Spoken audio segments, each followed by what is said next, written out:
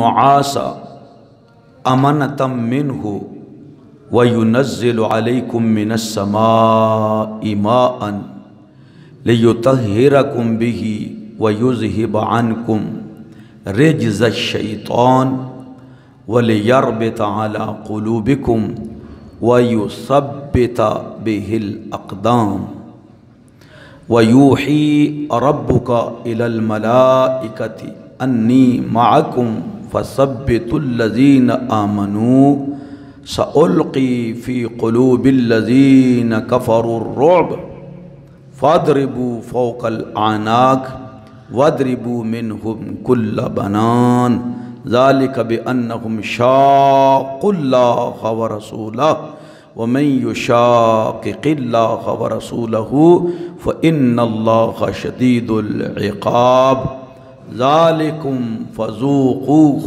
وأن للكافرين عذاب النار آمنت بالله صدق الله مولانا العظيم وصدق رسوله النبي الكريم الأمين ونحن على ذلك لمن الشاهدين والشاكرين والحمد لله رب العالمين وقال الله تبارك وتعالى في شان حبيبه مخبرا وآمرا إن الله وملائكته يصلون على النبي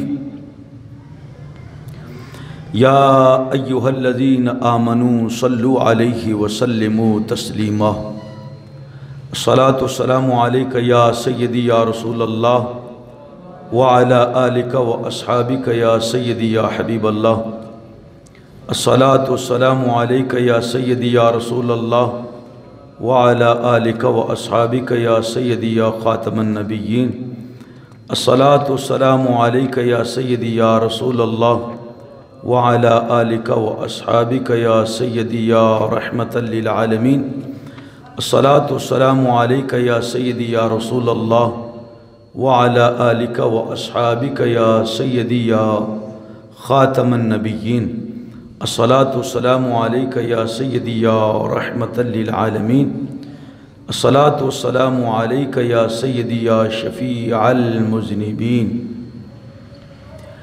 میرے نہایت ہی واجب القدر دوستو بزرگو السلام علیکم ورحمۃ اللہ وبرکاتہ۔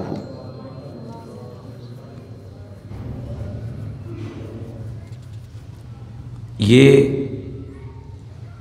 رمضان المبارک کا مہینہ ہے اور رمضان المبارک کا مہینہ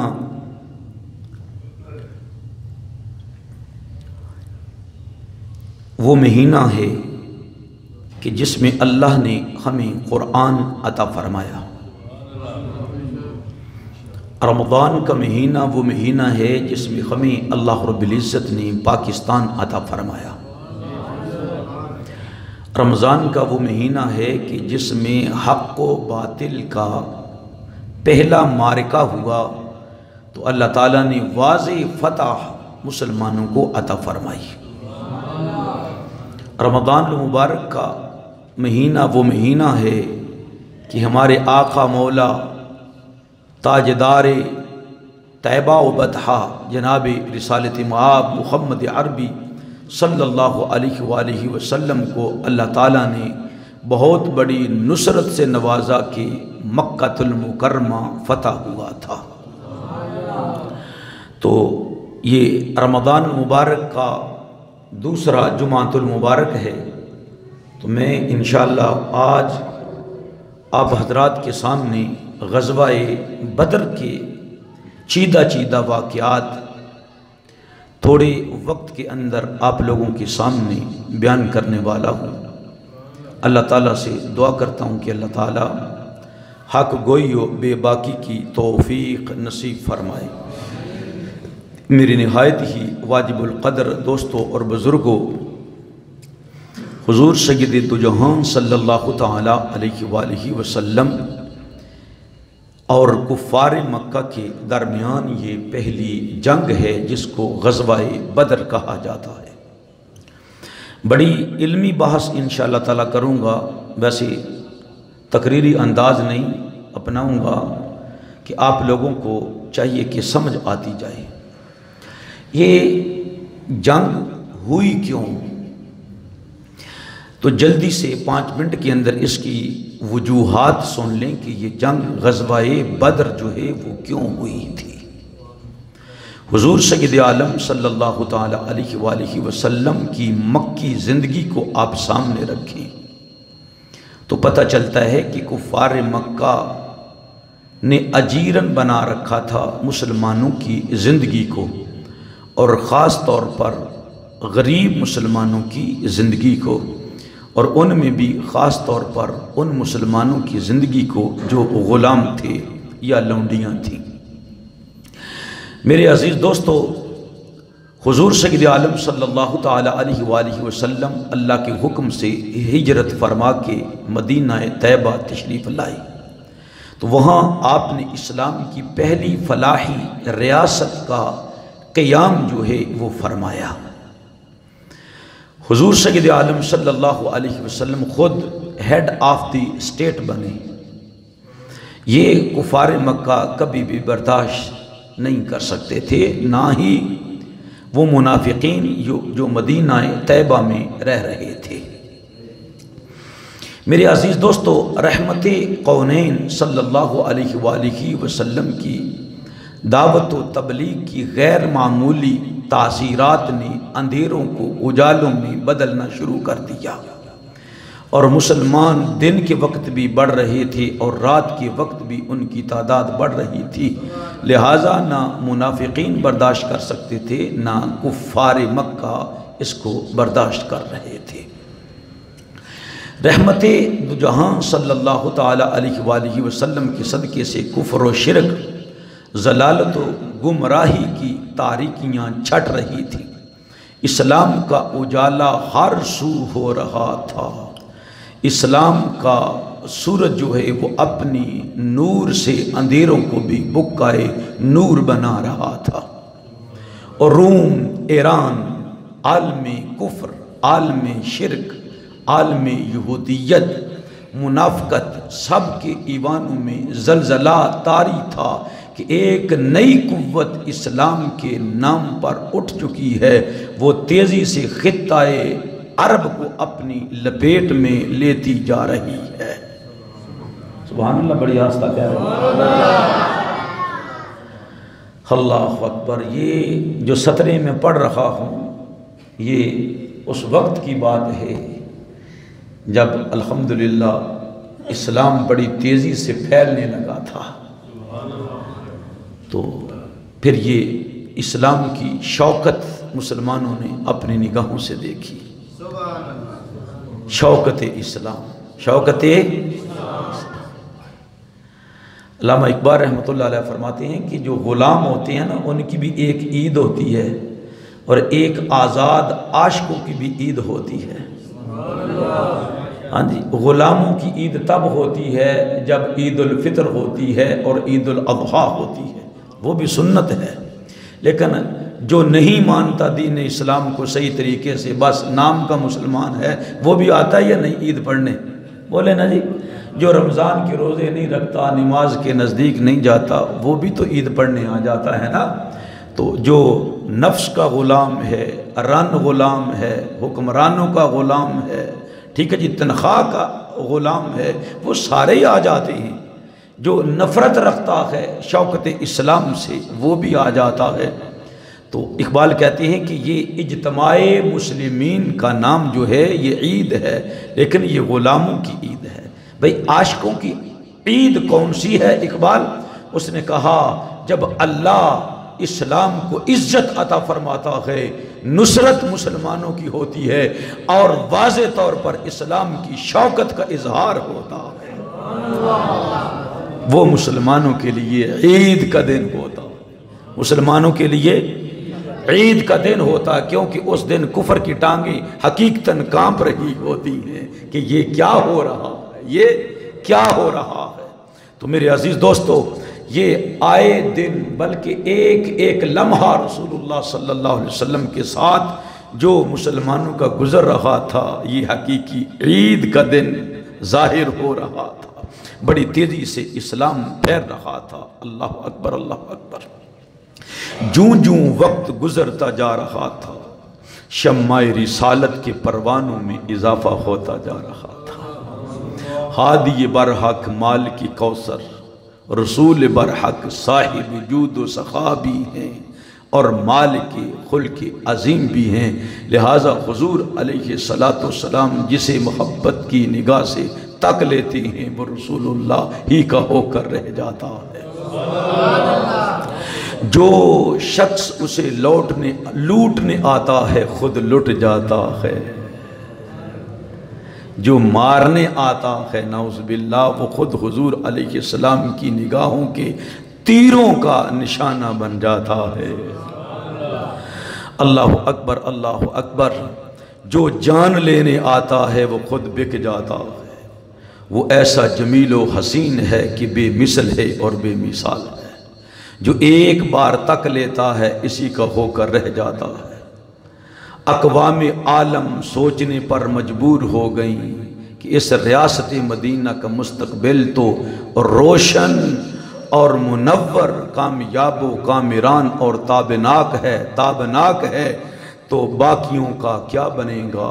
یہ تہذیب تو ابھر رہی ہے لیکن باقی تہذیب تو اپنے سر میں سوا ڈال کر خود مٹ رہی ہے اور مٹ جائے گی۔ اس کا کچھ سوچنا چاہیے، اس کا کچھ کرنا چاہیے۔ رسول خدا محمد عربی صلی اللہ علیہ وسلم نے اسلامی سوسائٹی، اسلامی تہذیب اور اسلامی معاشرے، اسلامی کلچر کو وجود بخشا تو تمام کلچر جو ہے اس کے سامنے مانند ہوتے ہوئے نظر آ رہے تھے۔ یہ مدینہ اسلام کی آفاقی اور عالمگیر دعوت اور تبلیغ کا مرکز بن گیا تھا۔ اسلامی معاشرت کو رواج ملنے لگا، اسلامی نظام معیشت آنے لگا اور نظام سیاست مضبوط سے مضبوط تر ہونے لگا۔ علمی فضا دنیا میں پھیلنے لگی، اسلامی عقائد کا کھل کر پرچار ہونے لگا، اسلامی اقدار دور دور کے علاقوں کو اپنی آغوش رحمت میں لینے لگے۔ اللہ اکبر اللہ اکبر۔ میرے عزیز دوستو، دشمنان اسلام بھی آہستہ آہستہ حسد و عناد، بغض و کینہ کی پٹیاں اتار کر حلقہ باگوش اسلام ہونے لگے۔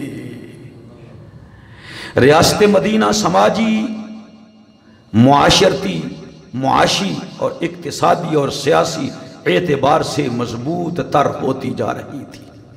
کفار مکہ اور منافقین اور حاسدین مدینہ کو اسلامی قوت کے ابھرنے سے سب سے بڑا خطرہ ہو رہا تھا۔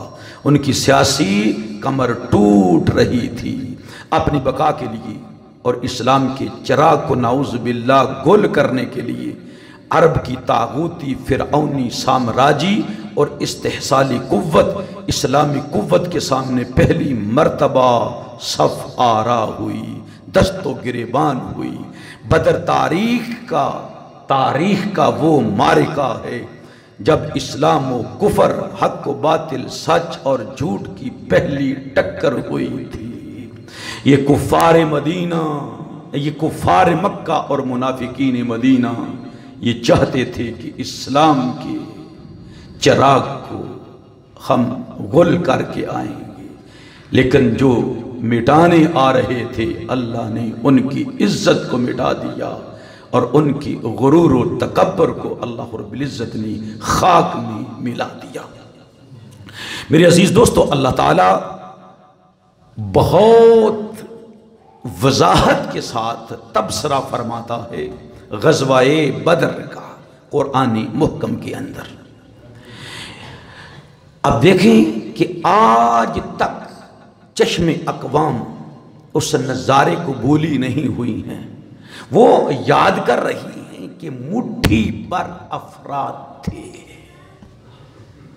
اور وہ بھی اپنی تلواریں چھوڑ چکے تھے، نہ گھوڑے تھے، نہ زیادہ کثرت سے اونٹ تھے، بھوکے تھے، پیاسے تھے، ان کے وجود پر کپڑے بھی شایان شان نہیں تھے، قدموں میں باز کے جوتے بھی نہیں تھے، تلواریں بھی نہ تھیں، ان کے پاس تیر بھی نہ تھے، کمانیں بھی نہ تھیں، چند افراد کے پاس کچھ اسلحہ تھا، لیکن دوسری طرف اس وقت کا جتنا اسلحہ ہو سکتا تھا وہ سارا کا سارا ان کے پاس موجود تھا۔ ہر قسم کی مراعات، ہر قسم کی سہولت، اور تعداد میں بھی 3 گنا زیادہ تھے۔ لیکن کیا ہے کہ ان کے پیچھے ان کا سربراہ شیطان اور ابلیس تھا، اور ادھر ان کا ہادی اور مرشد کامل جناب محمد عربی صلی اللہ علیہ وآلہ وسلم تھا۔ سبحان اللہ۔ وہ جو جانے جان ہیں، جانے جہاں ہیں، جانے جانا ہیں، جانے کائنات ہیں، باعث تخلیق کائنات ہیں جناب محمد عربی صلی اللہ علیہ وسلم۔ اقبال کہتے ہیں ہو نہ یہ پھول تو بلبل کا ترنم بھی نہ ہو، چمن دہر میں کلیوں کا تبسم بھی نہ ہو، یہ نہ ساقی ہو تو میں بھی نہ ہو، خم بھی نہ ہو، بس میں توحید بھی دنیا میں نہ ہو، تم بھی نہ ہو، خیمہ افلاک کا استادہ اسی نام سے ہے، نبض ہستی تپش آمادہ اسی نام سے ہے۔ سبحان اللہ۔ اس کو مٹانے کے لیے آئے ہیں جس کے نام کا وسیلہ ڈال کر جناب آدم دعا کر رہے ہیں، تو ان کی توبہ کو اللہ قبول فرما رہا۔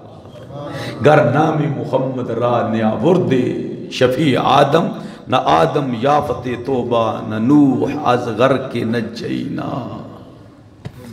میرے عزیز دوستو، اقوام عالم کو امن ملتا ہے، امان ملتی ہے تو اسی دامن رحمت میں آ کر ملتی ہے، اور قیامت والے دن بھی جس کسی کو سکون ملے گا نبی رحمت صلی اللہ تعالی علیہ وسلم کی کملی کے سائے کے تلے ہی ملے گا، حضور کے جھنڈے کے تلے ہی ملے گا۔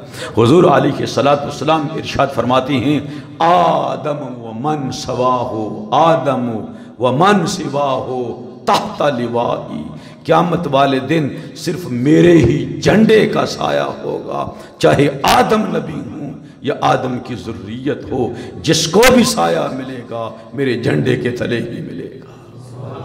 نعرہ تکبیر، نعرہ رسالت، نعرہ حیدری، نعرہ تحقیق، تاجدار ختم نبوت،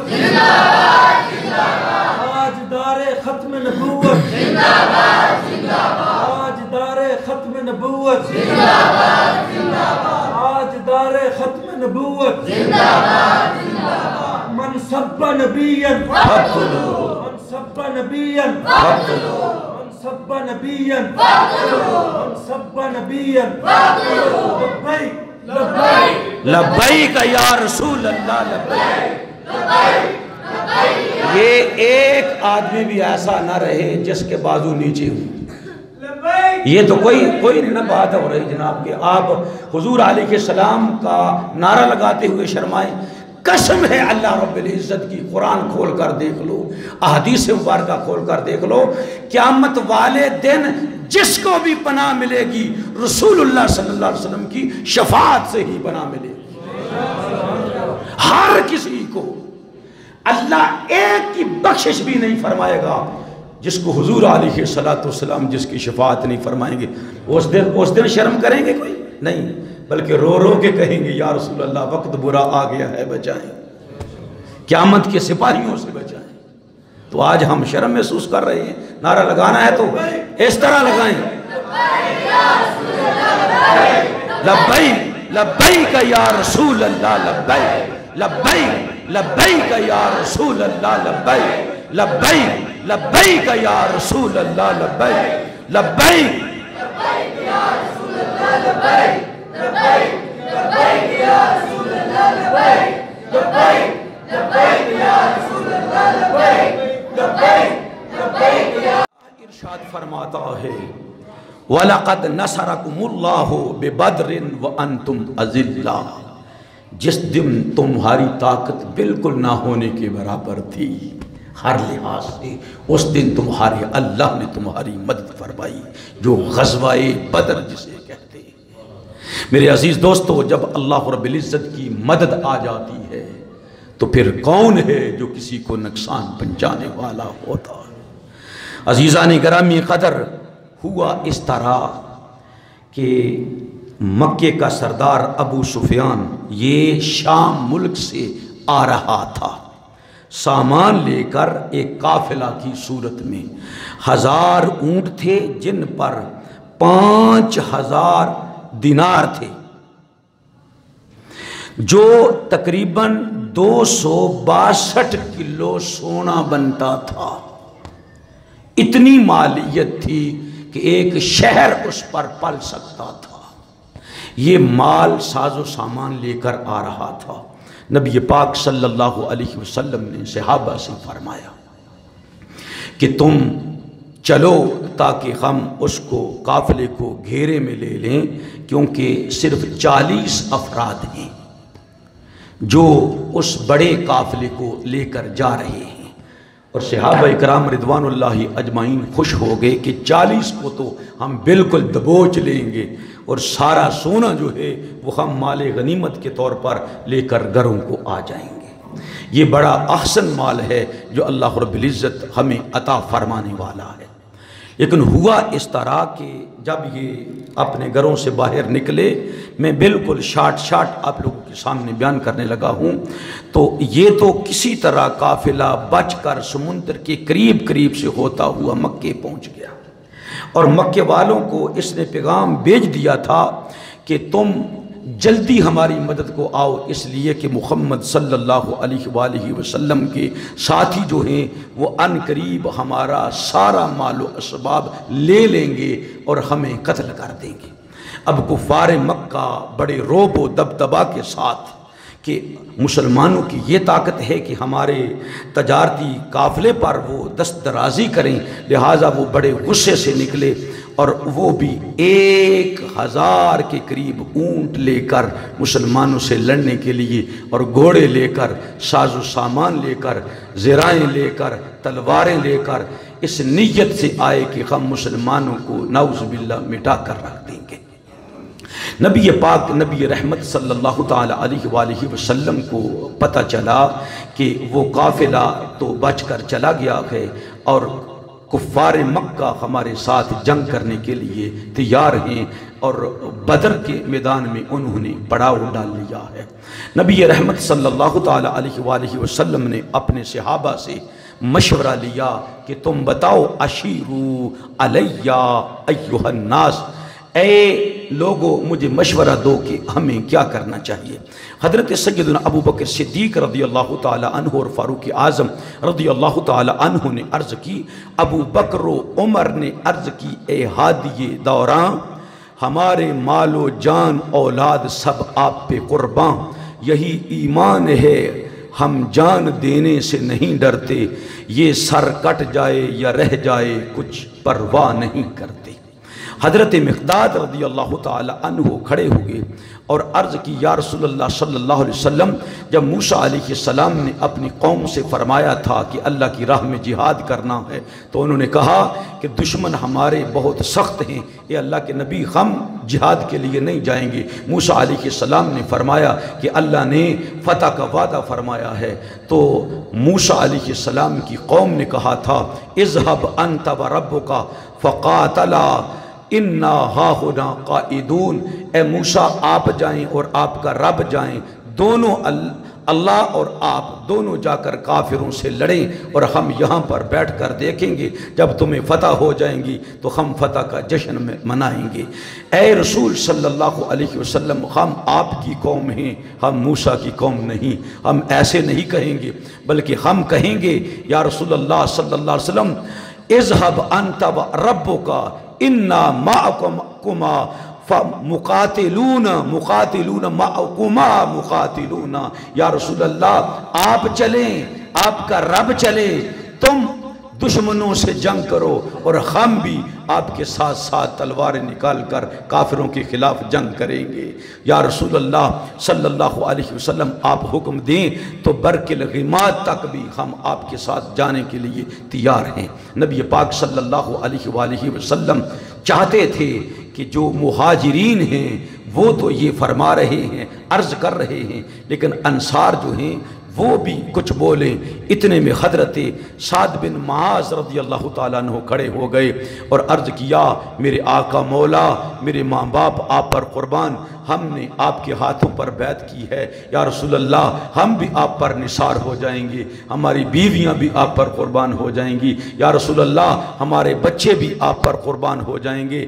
اے ہمارے آقا مولا صلی اللہ علیہ وسلم، وَلَوْ أَمَرْتَنَا ان نَضْرِبَ أَقْبَادَهَا إِلَى بَرْقِ الْغِمَادِ، اگر آپ فرمائیں اپنے اونٹوں اور گھوڑوں کو دڑائیں برق الغماد تک تو یا رسول اللہ لفعلنا، ہم میں سے کوئی بھی پیچھے نہیں رہے گا۔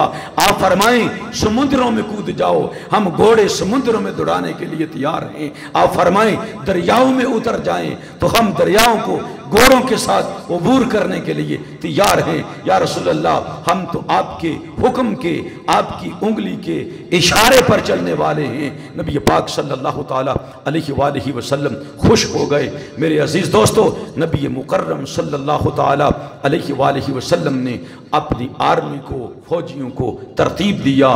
نبی رحمت صلی اللہ تعالیٰ علیہ وآلہ وسلم جب ترتیب دے رہے تھے نبی پاک صلی اللہ تعالیٰ علیہ وآلہ وسلم، تو وہاں پر کیا ہوا کہ حضور علیہ السلام نے ترتیب دیتے دیتے ارشاد فرمایا، اے سواد، ان کا پیٹ تھوڑا سا بڑا تھا، تیر لے کر رسول اللہ صلی اللہ علیہ وسلم صفوں کو سیدھا فرما رہے تھے، تو ارشاد فرمایا، استوے یا سواد، سواد ذرا سیدھے ہو جاؤ، اور تیر جو ہے اس کی نوک آپ کے پیٹ کے ساتھ ٹکرا کر گئی، تو عرض کی، یا رسول اللہ، اللہ نے آپ کو مبعوث فرمایا ہے کہ آپ عدل و انصاف کو قائم کریں۔ حضور مجھے تکلیف آپ نے پہنچائی ہے، میں آپ سے بدلہ لینا چاہتا ہوں۔ نبی پاک صلی اللہ علیہ وسلم کے صحابہ کی چیخیں نکل گئیں۔ کوئی کہہ رہا تھا میں لیٹ جاتا ہوں تو میری گردن پر تلوار چلا لے، حضور کا بدلہ ہو جائے گا۔ کوئی کہہ رہا تھا تو مجھے مار لے، کوئی کہہ رہا تھا یہ میرا جسم حاضر ہے، کوئی کہہ رہا تھا میری ٹانگ حاضر ہے، کوئی کہہ رہا تھا میرا پیٹ حاضر ہے۔ وہ عرض کر رہے تھے، نہیں یا رسول اللہ، آپ نے مجھے مارا ہے ٹھوکر کے ساتھ تو میں آپ سے ہی بدلہ لوں گا۔ میرے آقا مولا صلی اللہ علیہ وسلم مسکرائے اور فرمایا، ہاں اللہ نے مجھے عادل بنا کر بھیجا ہے اس لیے کہ میں عادل کو قائم کروں۔ ہاں ٹھیک ہے، اے سواد تو کہاں سے بدلہ لینا چاہتا ہے؟ یا رسول اللہ صلی اللہ علیہ وسلم، آپ کے پیٹ پر ضرب لگانا چاہتا ہوں۔ نبی پاک علیہ السلام نے فرمایا، میں سامنے کھڑا ہوں۔ عرض کی، نہیں یا رسول اللہ، میرا پیٹ تو ننگا تھا۔ یہ نہتے صحابہ کرتے تک قمیضیں بھی بعضوں کو میسر نہیں تھی۔ نبی پاک علیہ السلام نے اپنی قمیض مبارک کو اٹھایا تو حضرت سواد رضی اللہ تعالیٰ عنہ نبی پاک علیہ السلام کی قریب آئے، گویا کہ اعلیٰ حضرت کی زبان سے وہ عرض کر رہے تھے، کروں تیرے نام پہ جاں فدا، نہ بس ایک جاں دو جہاں فدا، دو جہاں سے بھی نہیں جی برا، کروں کیا کروڑوں جہاں نہیں۔ اور عرض کر رہے تھے، یا رسول اللہ صلی اللہ علیہ وسلم، تیری ہر ادا نے مزہ دیا، تیری ہر ادا پہ ہے جام فدا، تیری ہر ادا پہ ہے جام فدا، تیری ہر ادا نے مزہ دیا، کوئی تجھ سا ہوا ہے نہ ہوگا شہا، تیری خالق کی حسن و ادا کی قسم۔ میرے کریم آقا صلی اللہ علیہ وسلم کے جسم اطہر کے قریب گیا، ہونٹوں کو نبی پاک علیہ السلام کے مبارک بدن سے لگایا، حضور علیہ السلام کے پیٹ سے لگایا، فقبلا بطن رسول اللہ، نبی پاک علیہ السلام کے جسم مبارک کو حضور علیہ السلام کے پیٹ مبارک کو چوم لیا اور عرض کیا، یا رسول اللہ، بس جو چاہتا تھا اللہ نے میری دعا کو قبول فرما لیا۔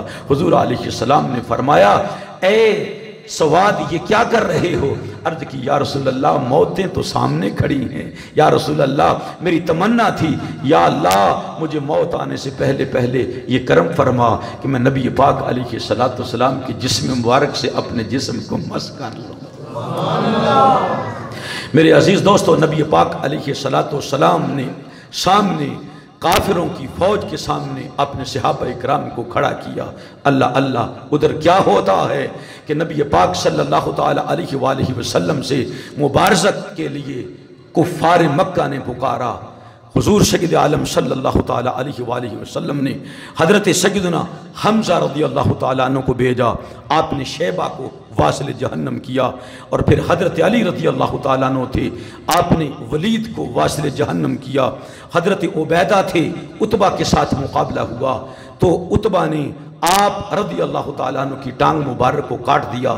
اتنے میں حضرت علی رضی اللہ تعالیٰ عنہ اور حضرت حمزہ رضی اللہ تعالیٰ عنہ بھی آ گئے، تو ان دونوں نے مل کر اس کافر کو عتبہ کو بھی واصل جہنم کر دیا۔ پھر عام لڑائی ہوئی۔ میرے عزیز دوستو، نبی پاک نبی رحمت صلی اللہ تعالیٰ علیہ وسلم نے جو دعائیں فرمائی، یہ انشاءاللہ تعالیٰ ہم غزوہ بدر کے نام پر ایک چھوٹا سا جلسہ کرنے والے ہیں، شاید کہ صبح کے وقت کر لیں یا انشاءاللہ تعالیٰ افطاری سے پہلے کر لیں۔ میرے عزیز دوستو، صرف یہ بتانا چاہتا ہوں کہ نبی مکرم شفیع معظم صلی اللہ تعالیٰ علیہ وسلم کے چند مٹھی پر افراد تھے نبی پاک علیہ السلام کے ساتھ جو آئے تھے، وہ تلواروں کے ساتھ ٹکرا گئے، انہوں نے تلواروں پر رقص کیا ہے، انہوں نے اپنی جانوں کو قربان کرنے کے لیے ذرا برابر بھی کسر نہیں ڈالی، پیچھے نہیں ہٹے، نبی پاک علیہ السلام کے نام کو روشن کرنے کے لیے، اسلام کو بچانے کے لیے اور اسلام کو آگے پھیلانے کے لیے اصحاب مصطفیٰ رضوان اللہ علیہم اجمعین یہ مٹھی پر پہلے مرتبہ لڑنے والے مجاہدین اسلام تھے۔ علامہ اقبال رحمۃ اللہ علیہ نے کیسے ان کو خراجی عقیدت پیش کیا ہے، یہ غازی یہ تیرے پراسرار بندے جنہیں تو نے بخشا ہے ذوق خدائی، دو نیم ان کی ٹھوکر سے صحرا و دریا، دو نیم ان کی ٹھوکر سے صحرا و دریا، سمٹ کر پہاڑ ان کی ہیبت سے رائی، دو عالم سے کرتی ہے بیگانہ دل کو عجب چیز ہے لذت آشنائی، شہادت ہے مطلوب مقصود مومن، نہ مال غنیمت نہ کشور کشائی۔ اتنے دل مضبوط تھے اصحاب مصطفیٰ کے، وہ ذرا برابر ڈرنے والے نہیں تھے، اور دل کب مضبوط ہوتا ہے؟ علامہ اقبال رحمۃ اللہ علیہ فرماتے ہیں، دل سے عشق او توانا میں شود، خاک ہم دوش سریا میں شود۔ اس خاک کا بنا ہوا انسان، اس کا دل نام محمد مصطفیٰ صلی اللہ علیہ وآلہ وسلم سے طاقتور ہوتا ہے اور مضبوط تر ہوتا ہے۔ یہ خاک جو ہے عشق مصطفیٰ صلی اللہ علیہ وسلم کی دولت سے سریا ستارے تک پہنچ جاتی ہے۔ اللہ اللہ، اقبال کہتے ہیں عشق از مومن است، یہ دنیا دیکھ رہی تھی، آسمان والے دیکھ رہے تھے، یہ مٹھی بھر افراد کن کے ساتھ ٹکرانے والے ہیں؟ جن کا پیدا ہونے کے بعد جوانی کے عالم میں آنے سے پہلے ہی کام لڑنا تھا، جو قریش والے تھے، جنہیں اپنے طاقت پر غرور تھا اور تکبر تھا، اپنے مال پر تکبر اور غرور تھا، یہ اصحابہ اکرام ان کے سامنے تھے جن پاس مال و متاع دنیا بھی نہ تھا، لیکن دنیا کی آنکھ نے دیکھا کہ مٹھی پر افراد غالب ہو گئے ہیں اللہ کے حکم سے اور قوت سے۔ جو ناممکن ہوتا ہے وہ بھی عشق ممکن کر دیتا ہے۔ اقبال نے کہا عشق از مومن است و مومن از عشق است، عشق را ناممکنہ ممکن ما ممکن است۔ فرمایا جو عشق ہے اس سے مومن ہے، اور مومن عشق کے ساتھ ہے، عشق مومن کے ساتھ ہے۔ جو لوگوں کے لیے ناممکن ہوتا ہے، عشق جو ہے نا اس کو بھی ممکن بنا دیتا ہے۔ میرے عزیز دوستو، اسلام کو سب سے بڑی اور سب سے بڑی فتح اللہ رب العزت نے عطا فرمائی ہے۔ میرے عزیز دوستو، نبی مکرم صلی اللہ تعالی علیہ وآلہ وسلم نے رات کے وقت یعنی بدر کے میدان لگنے سے ایک دن پہلے رات کو رسول اللہ صلی اللہ علیہ وسلم نے یہ معائنہ کیا تھا میدان بدر کا، حضرت انس رضی اللہ تعالیٰ عنہ فرماتی ہیں میں بھی رسول اللہ صلی اللہ علیہ وآلہ وسلم کے ساتھ تھا۔ نبی پاک علیہ السلام اپنے اونٹ مبارک سے نیچے اترے، زمین پر رسول اللہ نے ہاتھ مارا، فرمایا ھذا مسرع فلاں، اس مقام پر آ کر ابو جہل مر جائے گا، اس کو قتل کر دیا جائے گا۔ پھر فرمایا نبی پاک علیہ السلام نے ودا رسول اللہ صلی اللہ علیہ وسلم وَيَدَعُ يَدَهُ عَلَى الْأَرْضِ ہا ہونا ہا ہونا، نبی پاک علیہ السلام زمین پر ہاتھ مارتے جاتے تھے، یہاں پر شیبہ مار دیا جائے گا، یہاں پر عتبہ کو قتل کر دیا جائے گا، یہاں پر ابو جہل کو قتل کر دیا جائے گا، یہاں پر ولید کو قتل کر دیا جائے گا، یہاں پر امیہ کو قتل کر دیا جائے گا، یہاں پر فلاں کافر کو قتل کر دیا جائے گا۔ سیدنا انس رضی اللہ تعالیٰ عنہ فرماتے ہیں، ابو داؤد کے اندر، نسائی کے اندر یہ حدیث مبارکہ موجود ہے کہ نبی پاک علیہ السلام نے 70 نشان لگائے۔ کتنے نشان؟ کتنے نشان؟ 70 نشان لگائے، یہاں پر فلاں کافر قتل کر دیا جائے گا۔ فرماتے ہیں قال فما مات احدهم ان موضع ید رسول اللہ، دوسرے دن لوگ تو لڑ رہے تھے، میں لڑ بھی رہا تھا اور کافروں کا انجام اور انجام کی جگہ کو دیکھ رہا تھا۔ ابو جہل کے لیے اللہ کے رسول نے کل اس جگہ پر نشان لگایا تھا، لیکن وہ تو فلاں مقام پر جا کر لڑ رہا ہے، وہ یہاں پر کیوں نہیں آیا؟ لیکن فرماتے ہیں ہاں وہ وقت آ گیا کہ ابو جہل اپنی جگہ پر، مرنے کی جگہ پر آ گیا۔ دو چھوٹے چھوٹے شہزادی، ایک معاذ ہیں بن عفرہ اور دوسرے معوذ رضی اللہ تعالی عنہما، 12 سال کی عمر ہے۔ سیدنا عبد الرحمن بن عوف رضی اللہ تعالی عنہ فرماتے ہیں یہ دونوں میرے قریب آئے، عرض کی ہمارے چچا جان کیا آپ بتا سکتے ہیں وہ جو رسول خدا احمد مصطفیٰ صلی اللہ علیہ وسلم کو گالیاں بکتا ہے، اس کا نام ابو جہل ہے، آپ بتا سکتے ہیں وہ کم بخت کون ہے؟ میں نے فرمایا، میں نے کہا میرے بیٹو، میرے بھتیجو، تم کیا کرو گے؟ وہ تو سپہ سالار ہے، وہ تو بڑا شازور ہے، وہ تو بڑا شیطان ہے، بڑا کم بخت ہے، اس کا پوچھ کر کیا کرو گے؟ انہوں نے کہا اللہ کی قسم ایک مرتبہ ہمیں اس کا پتہ بتا دے، ہم مزہ چکھا دیں گے آقا مولا صلی اللہ علیہ وسلم کو جس زبان سے تو گالیاں نکالتا تھا ہم کس طرح تیری گردن کاٹ دیتے ہیں۔ حضرت سیدنا عبد الرحمن بن عوف رضی اللہ تعالیٰ فرماتی ہیں میری نگاہ اٹھی، میں نے کہا وہ دیکھو جو لوگوں کو للکار للکار کر آگے لا رہا ہے، پکار پکار کر لا رہا ہے، وہی کم وقت ابو جہل ہے۔ فرماتی ہے جب میں نے بچوں کو دیکھا مجھے نظر نہ آئے، میں نے کہا کدھر بھاگ گئے؟